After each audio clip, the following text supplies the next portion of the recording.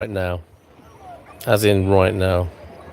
And by you, I mean your attention, your consciousness. Where is it? And your most pure, most direct, most unfiltered and unadulterated consciousness, your being. Where is it right now? Is it in your body? Is it in the moment? Is it in the vicinity?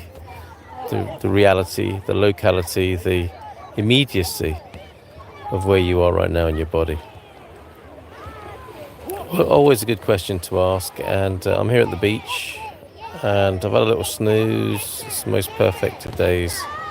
Children are playing. Dad, I'm hoping they beat by making an ultra duper duper super duper sandcastle. Good boy, excellent. I'm See, hoping kids they are make an playing. ultra duper black sandcastle. Black sand, huh?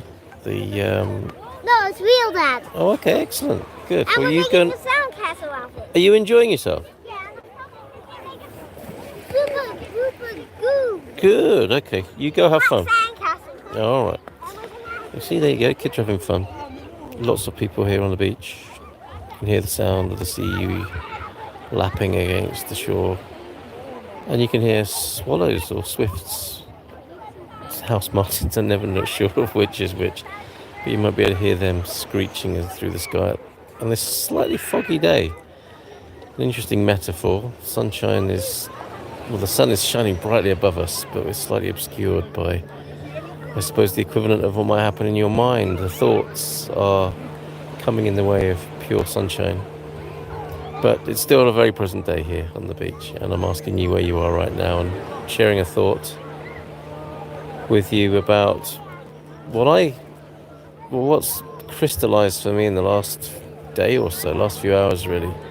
The idea that unhappiness is the great pandemic, epidemic of our times. Misery, unhappiness seems to be gripping more and more people, and the moments of pure joy, of being, of stillness and happiness, life without unhappiness. Let's put it that way, because this gets often very confusing in conversation with people talking about happiness. I don't mean doing things to bring about a state of happiness. I just mean the natural joy that human beings are very capable of, that you know, right? I mean, I can't assume that. But I'm assuming, I can't assume that, but I will proffer that when we are unbothered by circumstance, when we're comfortable, when we're out of pain, when nothing is distracting us, when we have a chance to just be, that's a great state for the human. Now, in our times, in our society, in our culture, our mind, conditioned as it is, might soon tell us we're bored or want to be doing something else. And that's a nasty habit, isn't it, that just grips a lot of people and a lot of our culture. But I think certainly among older people, we get the sense, don't we, that just being left alone for a little while, being free to be, is the most beautiful, sublime, joyful state. The absence of problems, just temporarily. Because of course, problems are a normal part of life, or challenges and difficulties will come up. Life is... Living has its challenges and difficulties, and we have to feed ourselves and clothe ourselves and do things to afford to live in this world, and some of that can be problematic, but we needn't suffer as a result. And in amongst all of that are moments of freedom, which are blessed, are they not? And more generally, in the normality, I would say that there is a great, if we liken it to the virus of coronavirus, there is a virus of unhappiness, and people are succumbing, falling left, right and centre very easily, very readily, to being miserable and glum. And that's not a judgment, it's an observation.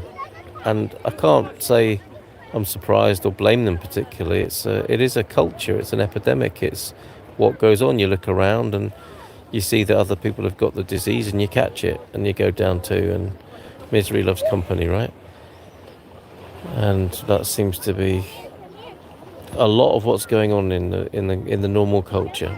And so to be happy, to be free of unhappiness is quite a revolutionary act, and to be free of unhappiness for extended periods of time is also an extraordinary thing.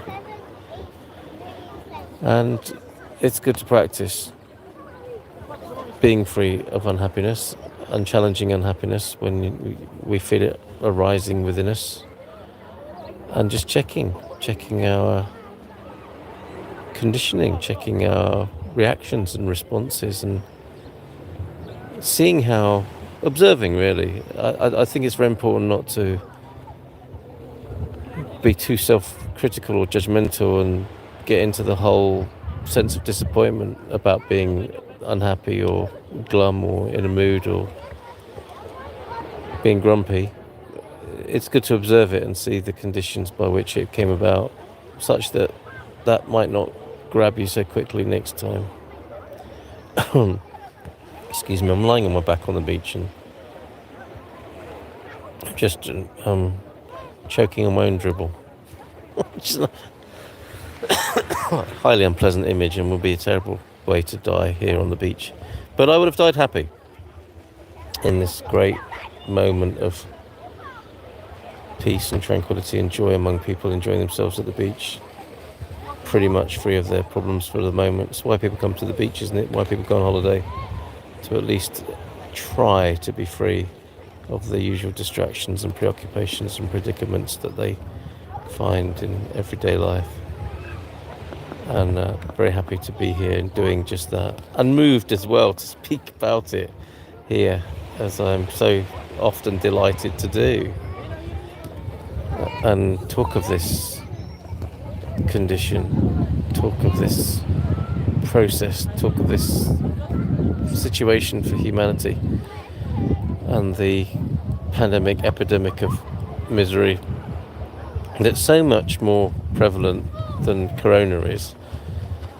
And I don't think you need a test. You kind of know if you're grumpy and miserable or not, and you certainly know when other people are, and it's not an attractive state that we want to be around, is it? Unless we're addicted ourselves, and again, misery loves company, and we like being with other grumpy people to validate our grumpiness.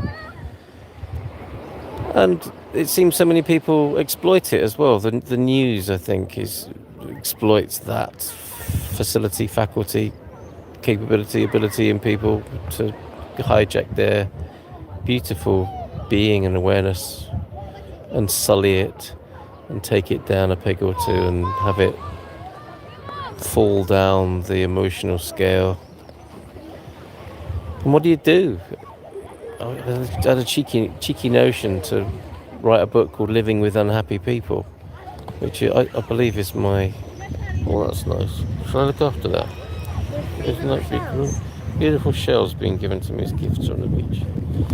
Yeah, I jokingly thought, what an interesting autobiography, living with unhappy people. And I have been that unhappy person. And I'm not proud of it. And I've lived with unhappy people, and I don't like it.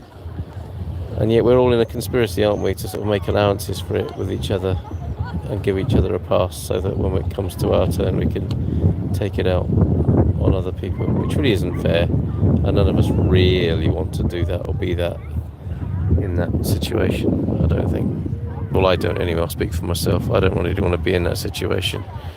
And I see how many temptations there are around us. Is that the falling from grace? Is it as simple as that the fall from grace is to be out of the God-given state of freedom and joy that is ours, plunged into some preoccupation or triggered state, and fight for it? I mean, that's the thing we're seeing a lot at the moment, isn't it? People fighting for their right to be unhappy, a righteous attachment to why it is I'm upset about something. And okay, fair enough, that's your call, go do that, but I don't think I really want to be in your company if that's what you're doing. It's not my vibe.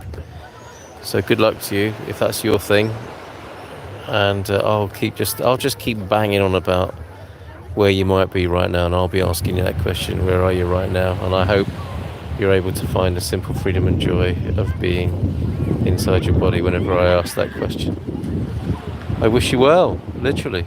Wellness, vitality, joyousness, and that your life be mostly made of moments of freedom and joy, and that your difficulties be few, and that when your challenges and problems arise, they are dealt with promptly, and that you don't suffer them, you deal with them as a practicality. Bye for now.